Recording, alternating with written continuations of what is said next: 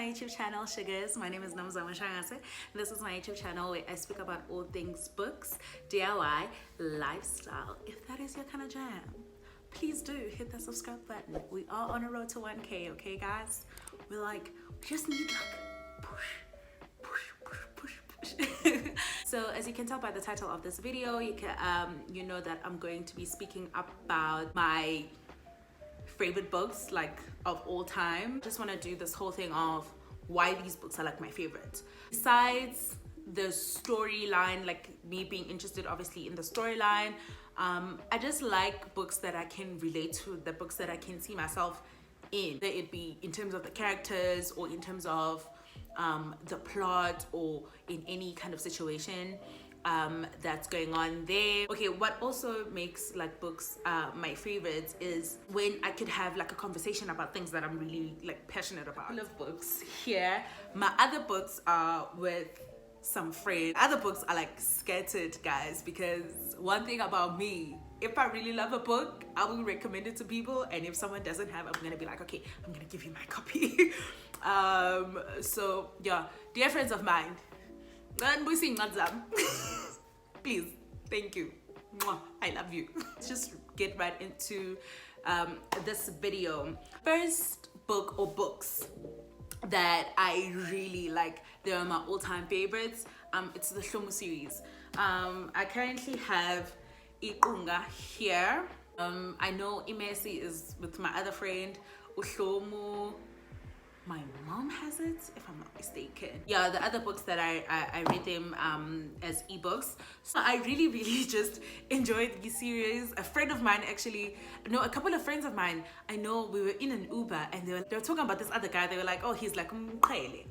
And I was like, who is Mqele? And they were like, girl, you don't know who Mqele is? And they're like, gonna send you the book. So they sent me the book. I didn't sleep.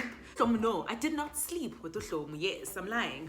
Uhlomu, I didn't sleep. Sandile, I read through at the time because it was kind of chill bag and I didn't really fully see myself in it, but I just really wanted to know what was going on. And with Una Lady, at the end of it, I remember I cried and it was 5 in the morning and I was crying, and after crying, I went on Instagram and I DM'd Dudu and I was just like, what do you mean? And at that time, obviously, there hadn't been Iqunga and there hadn't been the short stories and maze. So I was really going through it because I was like, what am I supposed to do with my life now? What am I supposed to do? These brothers and their wives, get to see them live this life and unravel their past, and actually just baya go bruh, and even their wives baya, they go through so much. And I enjoyed this book because it was the first South African read that I read that, you know, I saw all the places.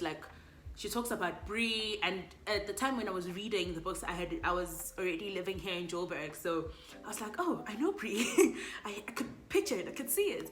She talked about Gamashu and I lived there. It was all these things of oh my gosh, this is so good, such a great representation of, and it's about Zulu brothers, it's about Zulu guys. So if you don't know, now you know that. One thing about me, I love Zulu niggas, okay? To this day, I'm very into it, but I'm ready for her to end this now because I'm tired. These boys have put me through it, okay? I have went through an emotional roller coaster for the past 5 years. I've been on a roller coaster for the past 5 years, so no one should go through that. No. So, Dudu, if you haven't watched this, shut it down. So my second book is The Year of Yes. Let me tell you something. Shonda!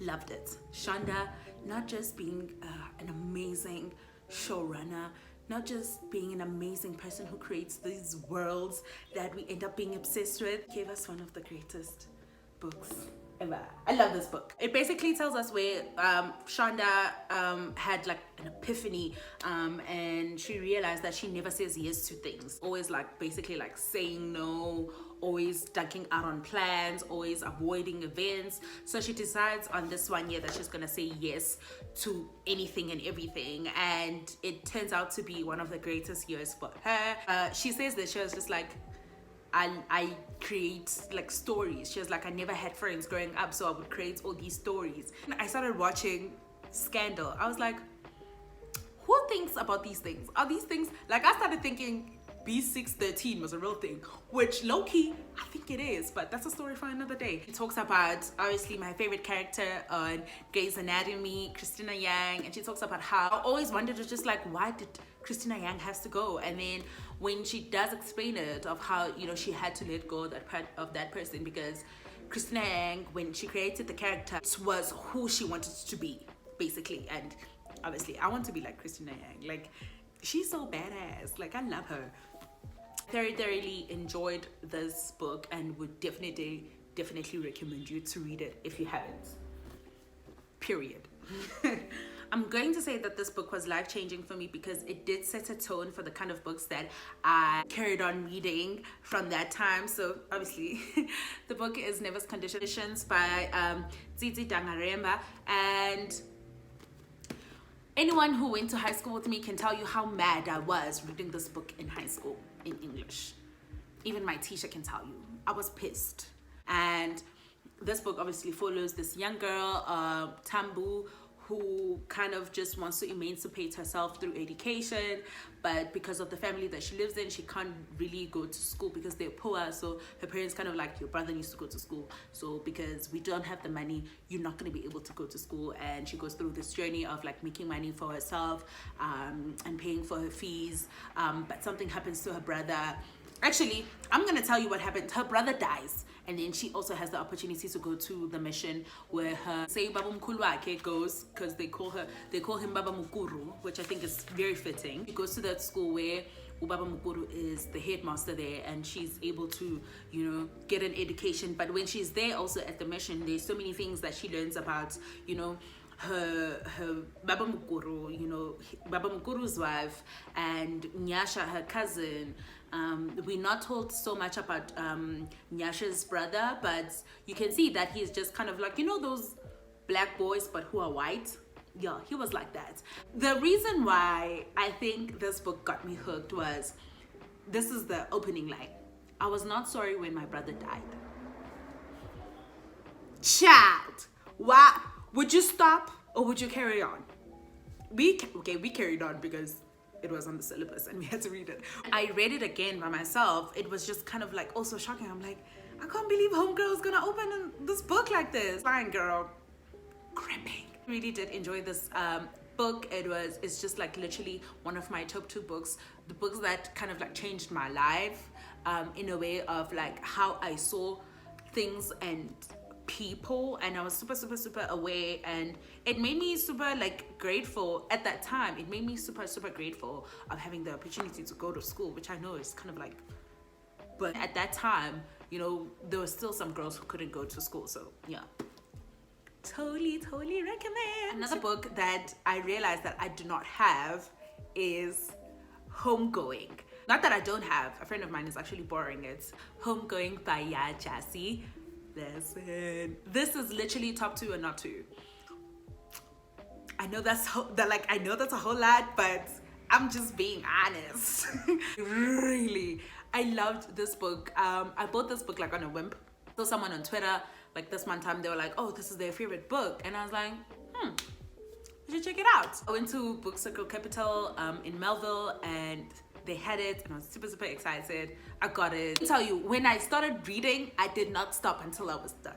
It basically tells a story of, it basically tells a story of 2 sisters that got separated, and then the other one went to cave in America, and then the other one stayed back. And these 2 sisters that come from this branch, obviously, and then obviously they get separated, and they have different lives, and they end up having these, you know, children, and they have grandchildren, they have great-grandchildren, and it goes down, and there's so many things going on, slavery being obviously the main one, and see how slavery affects people and not just the people that they were in slavery, but also their descendants. Being, having some sort of responsibility as, as a prince or as a king, and not following your heart and not really being who you are because, your culture doesn't believe that, or, those feelings should be squashed, which was something,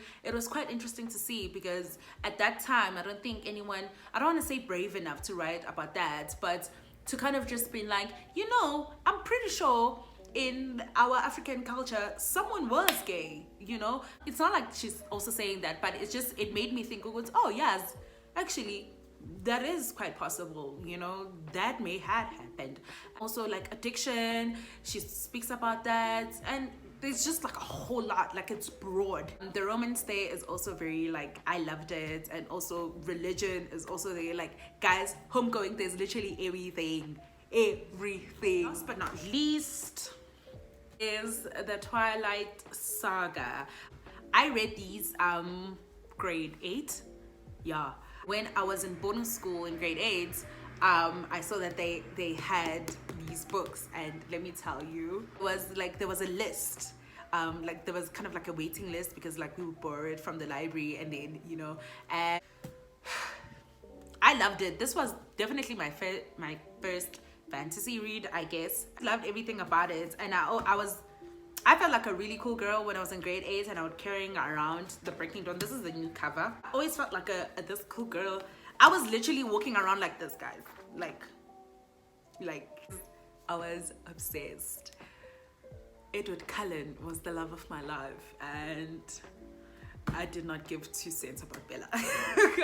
But I low-key wanted to be her. I really did enjoy these reads, and this is also the type of books that I would recommend to anyone wanting to read. So my battery just died, and I didn't do an outro. Well, I already packed. But I just wanted to say that was it for my recommendation of my favorite books of all times for now, and I really do hope that you enjoyed this video. If you did, please do give it a thumbs up. Comment down below if you see any of your faves too. Let me know, because if you do, we're already best friends.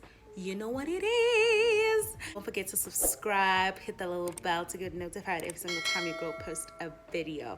Okay, we are on a road to 1K, and I would really, really, really appreciate your support. Until next time, sugars, thank you for watching. Bye.